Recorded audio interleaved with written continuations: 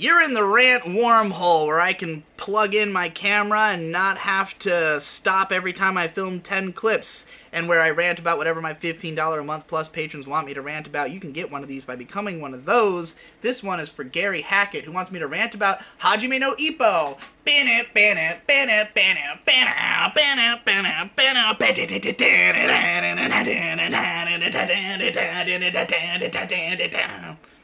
I've got the first two OPs.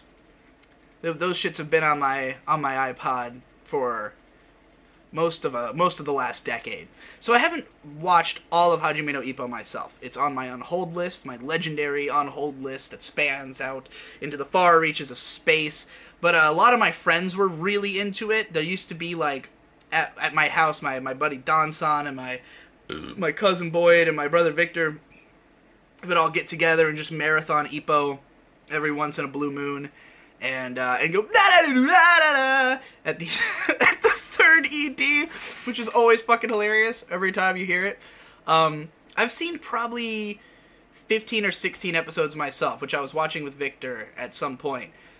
It's really solid. Like, it's long as shit. It's a little cheesy. You know, not every episode is the most exciting. But like, it's one of the best rounded sports anime out there. One of the, it falls into the category of what I call career sports. I generally put the sports anime into two categories. The high school sports, which is usually all about the build up to the big, inter-high championship, and then career sports narratives, which are just about like one character and their whole life as they try to become the greatest in the world, you know. And Ippo is that type of show where you watch this kid who, you know, has natural muscles from just happening to help out at home where his mom does, I don't know if she's doing shipping or what. He has to move a lot of cargo around, and he gets really buff, and he ends up being trained to fight so that he can fight off bullies who are always picking on him,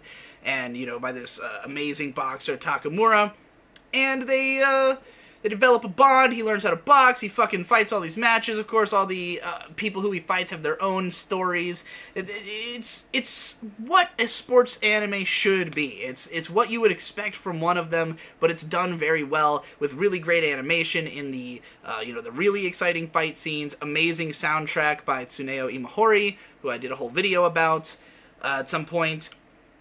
And the visual aesthetic of the show, it's got this sort of, you know, because the manga's been running since the 80s, it's got this very 80s vibe to it. The character designs are kind of dated, but, you know, that hyper-masculinity of that era works for a boxing anime, obviously. So, like, you know, it's just an all-around good show. Like, if it's the kind of thing if you like hot-blooded, like, masculine boxing anime, there's no reason to not watch Hajime no Ippo. If you enjoyed Megalobox, you should have already seen Ippo, because it's like, you know, you got that show, which is just, alright, fun, whatever, there's some guys fighting, it's 12 episodes, that's nice. Then you got Hajime no Ippo, and it's like a 100-episode epic with tons of the most hype fights that you're ever going to see. Way better animation and choreography in its hype moments. And granted, you know, it's inconsistent, as long shows tend to be, but it's Madhouse inconsistent. So it's not, you know,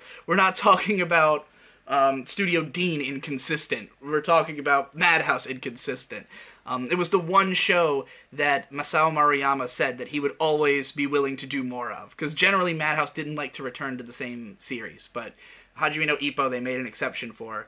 You know, it keeps getting more hype as it goes. There's like multi-path narratives going on where you've got like Takamura, who's trying to become like basically the ultimate boxing god, alongside, you know, like, so you got his story evolving alongside Ippo's story. You know, there's tragedies, there's dramas, there's triumphs. It's a sports anime, dude.